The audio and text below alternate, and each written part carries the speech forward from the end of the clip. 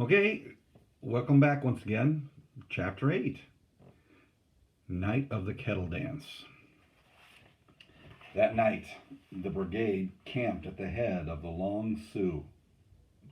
So the head, it would be the beginning. So this is the beginning of, remember, Sioux is a rapids.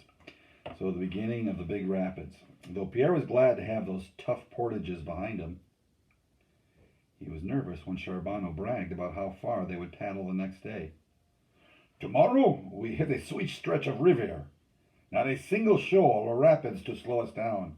We cover 40 miles easily.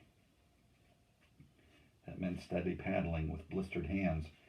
As they carried the packs up to the campsite, Pierre asked Emile, "Can we really paddle that far in one day?"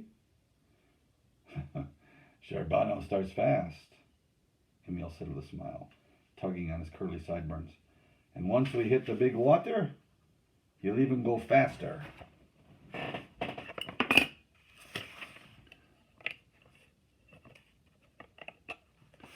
He looked at Pierre's hands. How are they holding up?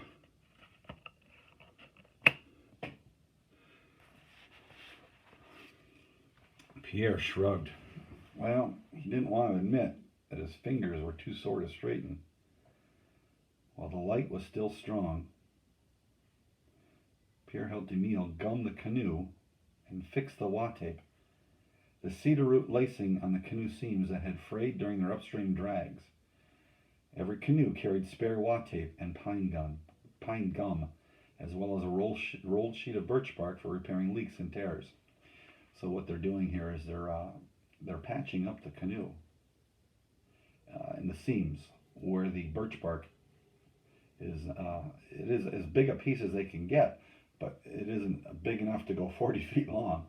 So they have to put it together in pieces, and where these pieces come together, those are seams, and they put little pieces of cedar over it, and they patch it with pine tar. It's the pine tar is really sticky, but it works pretty good, especially when they heat it. Later, Pierre wandered down to the shore, and he looked north. Above the horizon rose the forbidding glacier-scoured hills of the Canadian Shield. So, what do you think of her? Lalande asked. He relaxed on a nearby log. Well, it looks like tough country. Tough and wild, Lalande agreed. That ridge will lie to the north for our whole trip to Grand Portage. Pierre nodded. His father had told him of the famous outcroppings known as the Laurentian Hills. They marked the point where the river started flowing north to Hudson Bay. When the first explorers came searching for a trade route to China, that highland crushed their hopes. But to us, it's home. Home? Pierre questioned, staring at the cold hills. Lalande laughed at Pierre's frown. I remember the first night I camped here. I was scared stiff. A 14-year-old short hair, away from home for the very first time, I sat down on that ledge right over there, and I bawled my eyes out. Pierre frowned. He wondered if Lalande was making up a story to make him feel good. It's true, Lalande insisted, seeing the doubt in Pierre's eyes. That spring, my old man booted me out of the house. One day, he said, time you got out and made something of yourself. Next thing you know, my papers were signed, and I was paddling north. Your father never asked you if you wanted to sign on? No, Lalande laughed at Pierre's astonishment. He was a storekeeper, and 9 kids were too many to feed, so I went out. Just like that? Well, there was no need to feel sorry for me, he said, patting Pierre gently on the shoulder. I headed north that year, and I never did go back. In a season, I fell in love with this life. Wouldn't trade it for anything now. Besides, Lalande smiled as he stood and waved a hand in the direction of the men who were clustered around the campfire. Who could ever ask for a nicer family than those fellows? Alone, Pierre watched the sun disappear in pink and purple trails. Cold crept down from the darkening hills, and steam rose off the water. A blackbird called upriver. Pierre thought of his mother back home in Lachine. She would be warming a pot of tea on the wood stove. About now.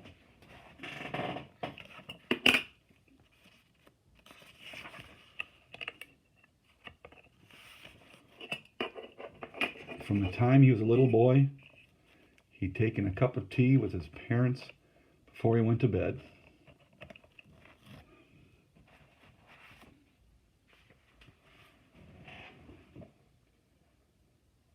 When he was small, the tea was mostly milk.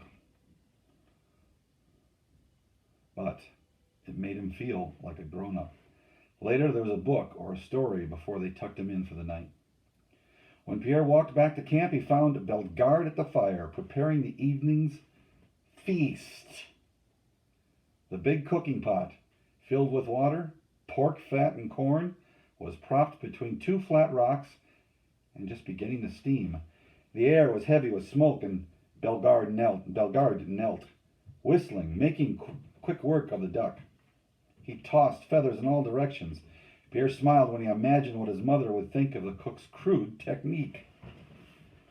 It was hard for Pierre not to stare at the cook's scarred face. Bellegarde was a thin man with greasy hair and small, close-set eyes. He was the oldest man in the brigade, and according to La Petite, the most experienced. Having traveled down the Fraser River to Canada's western coast, his work as a cook was a step towards retirement. Is it true, Pierre asked, that you've canoed to Athabasca?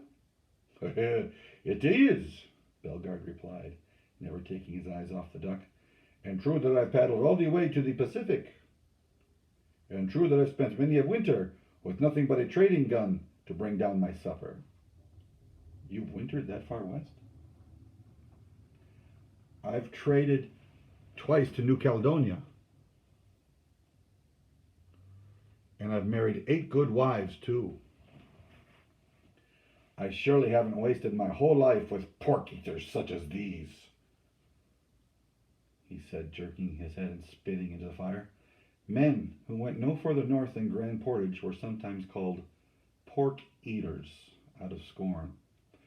So these pork eaters were men who were just hired for the season, 3 to 4 months.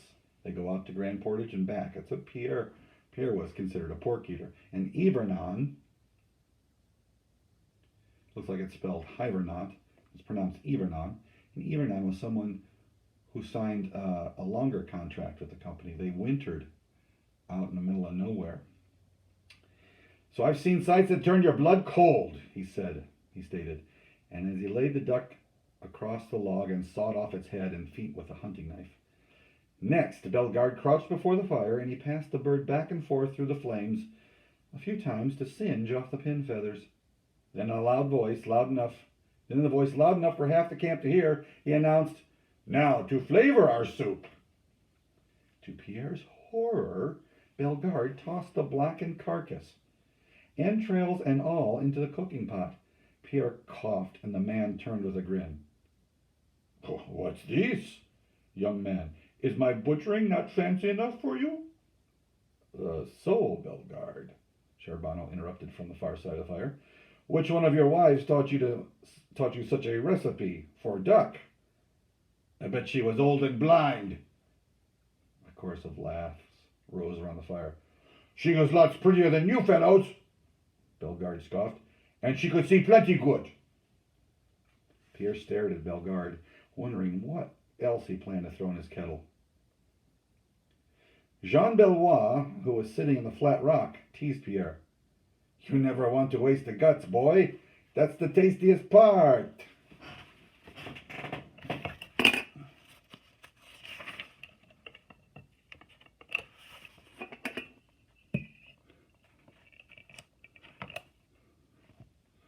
Bellois saw Pierre grimace, and he pushed it one step further. "Just ask the Sioux. Those fellows love the innards. After a buffalo kill, they'll fight for the first bite of raw liver. Same with the intestines. I've seen braves chew their way through a gut pile like kids at a taffy pole." Okay, this is a story that he's embellished. Of course, what's another name for the Sioux, boys and girls? That's right, Dakota. So wide-eyed, he'd raked his hands through an imaginary mound of entrails. "There's hundreds of feet," he continued, and it stretches so far that a man can start at either end and... When Pierre jumped up, Bellois feigned surprise. What's wrong? As Pierre knelt behind a big balsam tree and emptied his stomach, he could hear Bellois bragging. I think something make little grandpa sick. Pierre hated that stupid cackling voice. He heard Lalande stick up for him. What did you do to the poor boy? Let him look at you? That'd make anybody sick. Pierre felt ashamed. As bad as the nickname Grandpa was, poor boy was even worse. Later, when the men gathered around the kettle to fill their plates, Pierre walked back towards the fire. McKay took his place at the head of the line, and the other crew members fell in behind him. Though Pierre didn't feel like eating, he knew he could never endure 40 miles of upstream paddling tomorrow without food. It was a mystery to him how these men could work so hard, living on only 2 meals a day and pipe smoke. Yeah, they only ate twice a day, boys and girls, breakfast and supper, and it was the same meal both times. He took a place near the end of the line, trying to draw as little attention to himself as possible.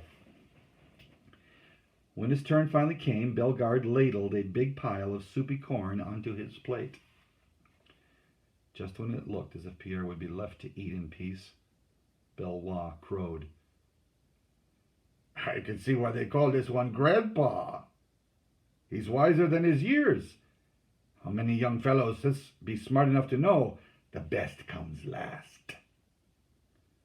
It's a clever fellow who waits until the pot is almost empty and the duck parts are settled to the bottom. Pierre just smiled and he set down his food without looking at it. Here, he said to Bellegarde, let me help. It's not fair that the cook always has to eat last. Astonished by such unexpected consideration, Bellegarde accepted Pierre's offer.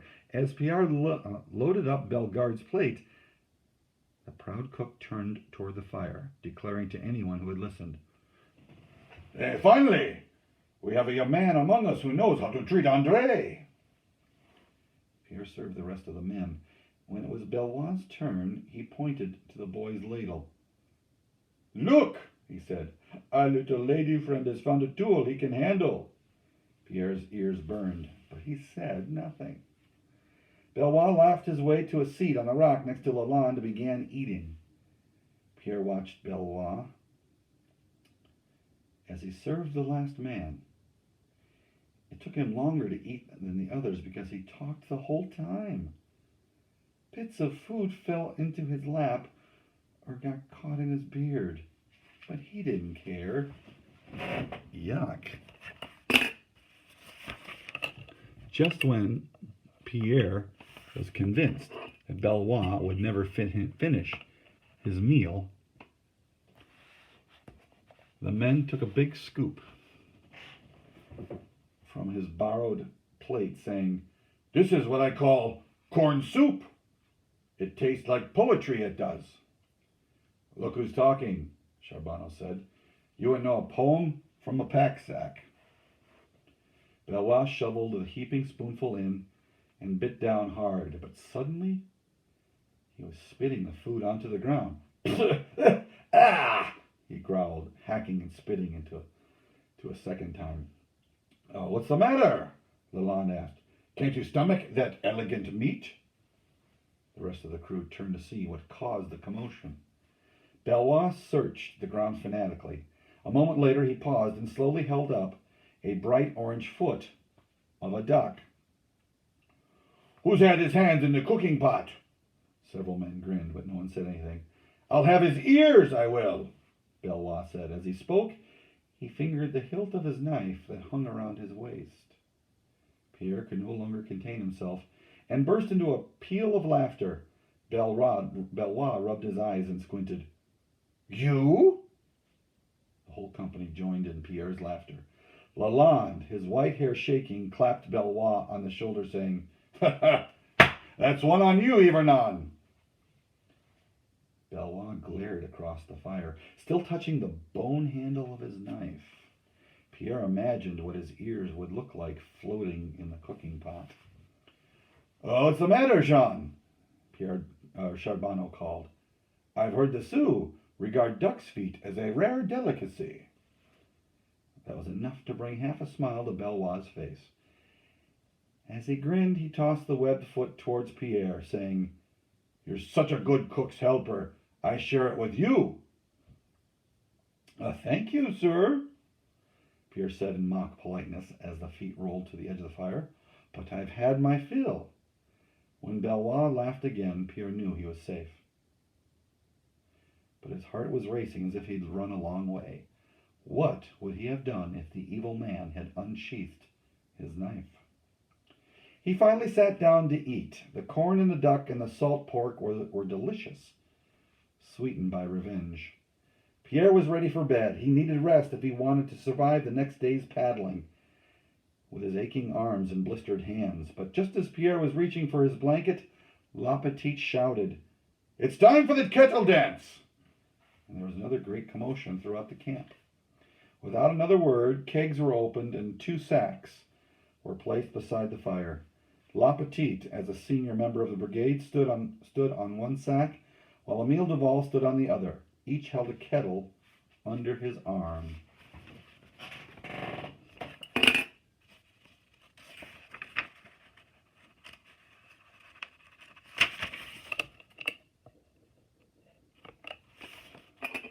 Pierre watched as Emile, dressed in a deerskin leggings, a long shirt, a sash, and a feathered cap, began prancing in half circle and singing, "We leave good hearts, our loves behind, for a parting to span 3 seasons. But voyageurs born, we journey to live and spit in the face of danger." Duval paused, then and the rest of the crew took up the rousing chorus. "We start the bold traverse today, away, brave friends, away. For the safety of our company pray, away, brave friends, away." La Petite stepped forward and, dressed in a blue coat and red sash, carrying a beaded bag, he moved about slowly and sang in a big, sweet voice. "Dark will our nights be and cold our couches. The devil by day will seize our blades. Over portages long and Sieus and streams, with death-stalked hearts we sing." The crew joined in as before, and the singers went on, taking turns over the next 7 verses. The men laughed and clapped until, and at the end of each verse, at least one man shrieked. Pierre, trying to shake the sleep from his eyes, studied the cavorting men and thought back over the hard upstream haul they'd made that day. Where does all their energy come from, he wondered, admiring Lalonde's high-kicking style. When Pierre was too tired to watch any longer, he rolled out his blanket under a canoe. The voices soon faded as he fell into a deep, dreamless sleep. All right, thank you very much for listening.